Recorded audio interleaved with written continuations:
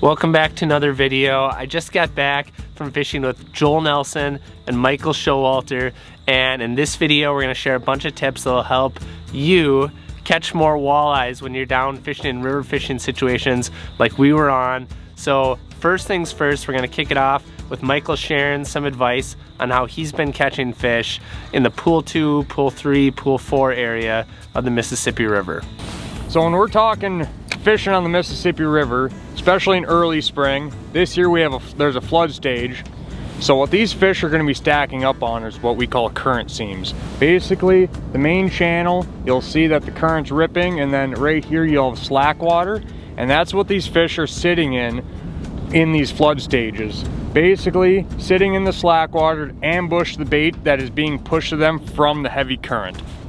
And how to effectively fish these spots: you can either crawl at about 0.3 to 0.5 miles an hour up current and just dragging your jig along the bottom, giving it a few pops here and there to entice a bite. Or you can also spot lock once you've marked a pot of fish on, say, side imaging, and then pitch over them and sweep your jig right in front of their face. Next, Joel's gonna share some of his thoughts on how dragging can be a really powerful tool when you're fishing in situations like this, as opposed to casting. I'm in the back of the boat just dragging my jig along, you know, as we're positioning in current on these current seams between the slack water and the main body of the river.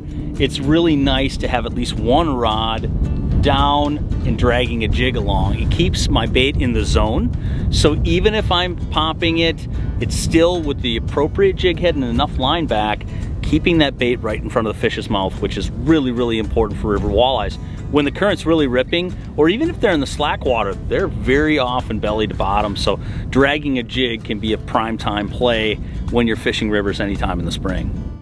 Next up, Michael is going to explain how walleyes tend to move and progress through the season. He's been fishing on the Mississippi River since January, so he's been on the bite and the seasonal progression for a while. So he's going to break down at least this first early winter into spring progression for walleyes on river systems like the Mississippi.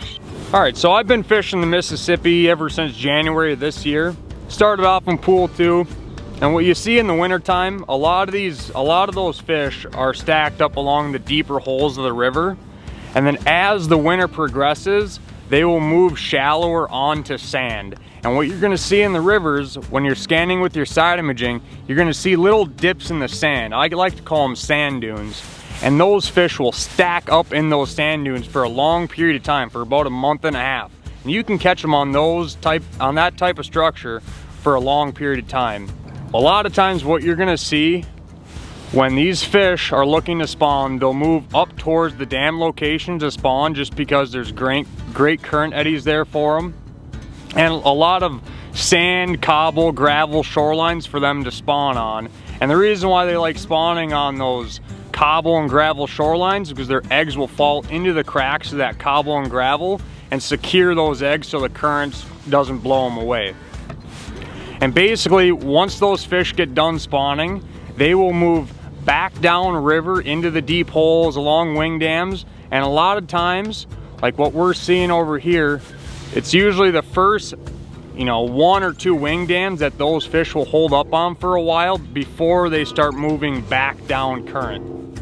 Now Joel's going to explain what the walleyes are doing as they go from the spawn through their post-spawn progression. So after fish dump their eggs, they're typically going to start working their way downriver again, and there can be a little bit of a post-spawn lull that can happen, but for the most part, these fish still need to eat, so they'll start stationing themselves along smaller parts of the river and spreading out all the way down. So small day markers, areas that provide a slight current break up against the shoreline, clam beds, areas that give them a little bit of a chance to rest as they move downriver can be really good. And then we start moving into May, and you can even start pulling crankbaits on these fish, and they'll move on Pool 4 all the way down to Lake Pepin, and they just start to become a lot more active overall as they're chasing shad, as they're taking on terrestrials, and all kinds of other things as life and biology starts to move forward. When you get into June, these fish become much more aggressive again, and you can catch them in really active techniques besides jigging. Like I said,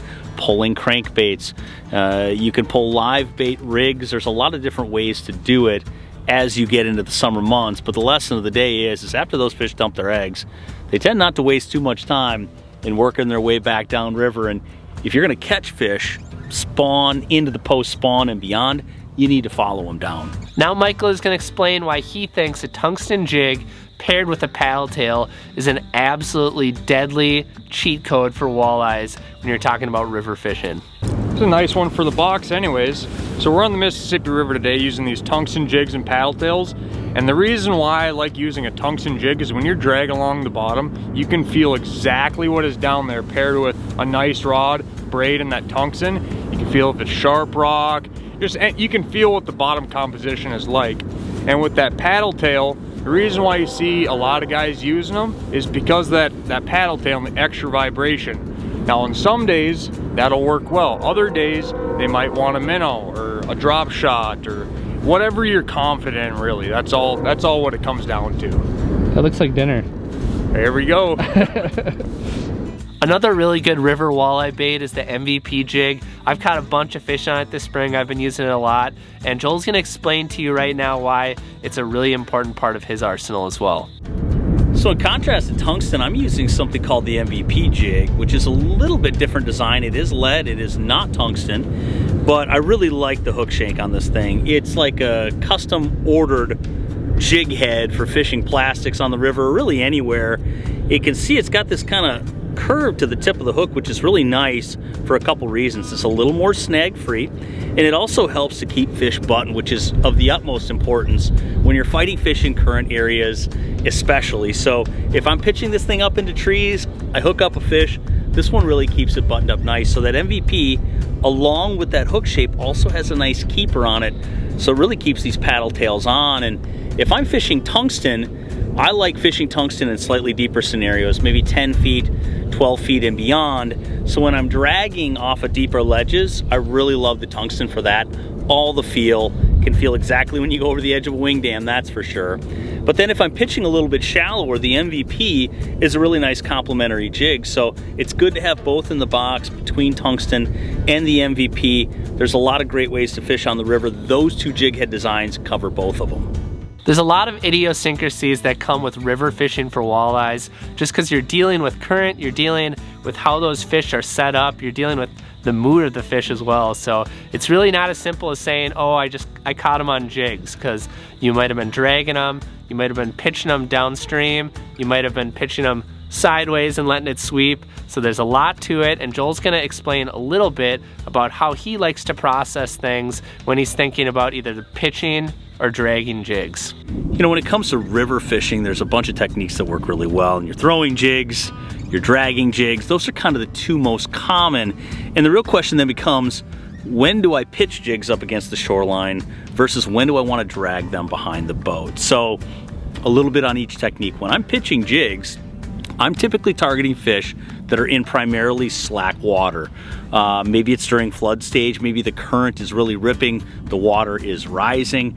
I want to target fish, especially spawning females that are pushed up shallow, or even the males that are there with them. I'm trying to target those fish away from the boat in shallower sand flats. That works great. Early morning hours, evening hours, even into the dark. Pitching can be absolutely dynamite during those times.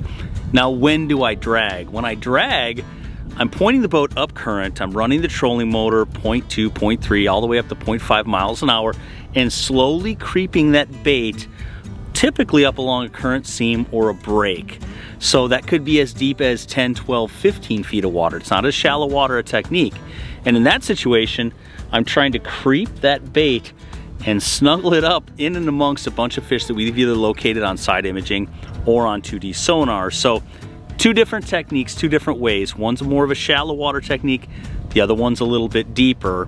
When to drag, when to pitch, a lot of it's based on depth, but also time of day. So go ahead and use those tips, those techniques to catch fish either way, because both are really productive.